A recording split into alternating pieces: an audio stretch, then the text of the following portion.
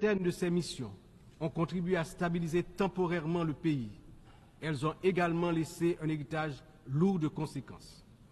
Des allégations de violations graves des droits humains, y compris des abus sexuels, ont ébranlé la confiance du peuple haïtien. L'absence de poursuites et de réparation pour les victimes a renforcé un sentiment d'impunité, minant ainsi les efforts de reconstruction. Il n'est cependant jamais trop tard pour bien agir et pour tirer des leçons du passé. En repensant l'approche, nous avons l'opportunité de redorer le blason des missions internationales en Haïti et de construire un avenir meilleur pour le peuple haïtien.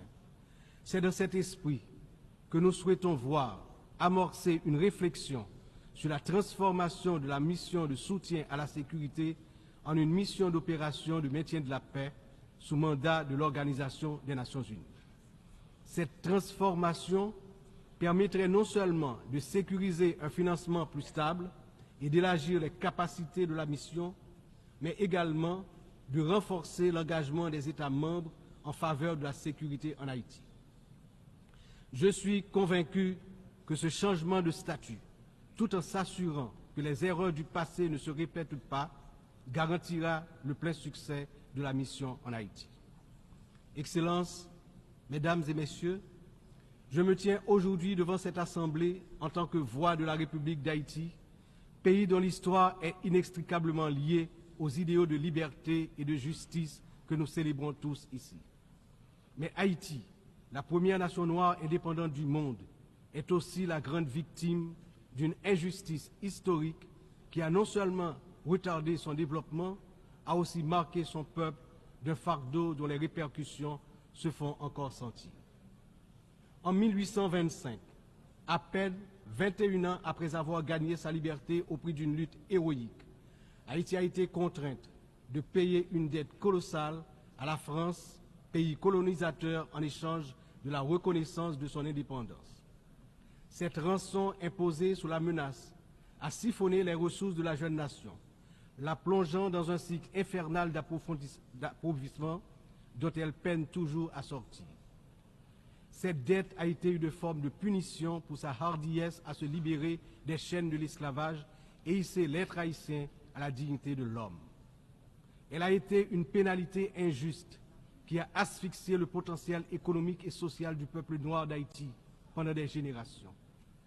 Dans le contexte d'aujourd'hui, où plus que jamais, l'attention est portée sur les efforts pour restaurer sans délai la sécurité et répondre aux immenses besoins humanitaires en Haïti, il me paraît important d'attirer l'attention de l'Assemblée sur les séquelles du passé colonial et des rançons payées à certaines puissances qui ont largement hypothéqué le développement d'Haïti.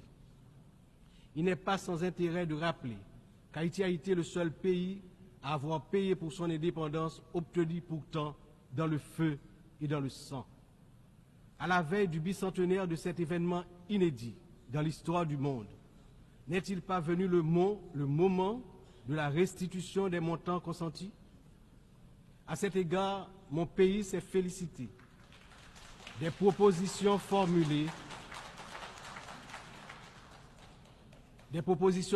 par un certain nombre de gouvernements et également certaines agences des Nations Unies pour des actions concrètes en vue de la reconnaissance, la réparation et la restitution des torts du passé.